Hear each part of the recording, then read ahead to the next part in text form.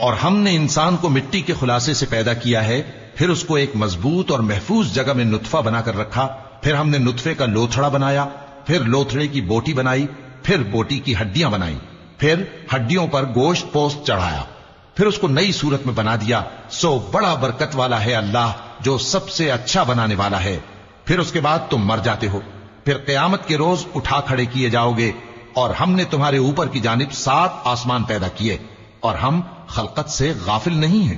اور ہم ہی نے آسمان سے ایک اندازے کے ساتھ پانی برسایا، پھر اس کو زمین میں ٹھہرا دیا، اور ہم اس کے نابود کر دینے پر بھی قادر ہیں۔ پھر ہم نے اس سے تمہارے لیے کھجوروں اور انگوروں کے باغ بنائے، ان میں تمہارے لیے بہت سے میوے ہوتے ہیں، اور ان میں سے تم کھاتے ہو۔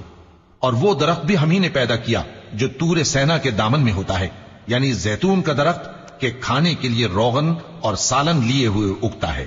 اور تمہارے لیے چوپایوں میں بھی عبرت ہے کہ جو ان کے پیٹوں میں ہے اس سے ہم تمہیں دودھ پلاتے ہیں، اور تمہارے لیے ان میں اور بھی بہت سے فائدے ہیں، اور بعض کو تم کھاتے بھی ہو، اور ان پر اور کشتیوں پر تم سواری بھی کرتے ہو۔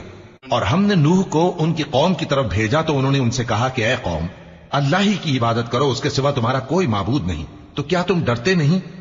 اس پر ان کی قوم کے سردار جو کافر تھے کہنے لگے کہ یہ تو تم ہی جیسا آدمی ہے، تم پر بڑائی حاصل کرنی چاہتا ہے، اور اگر اللہ چاہتا تو فرشتے اتار دیتا۔ ہم نے اپنے اگلے باپ دادا میں تو یہ بات کبھی سنی نہیں، اس آدمی کو تو دیوانگی کا عارضہ ہے، تو اس کے بارے میں کچھ مدت انتظار کرو۔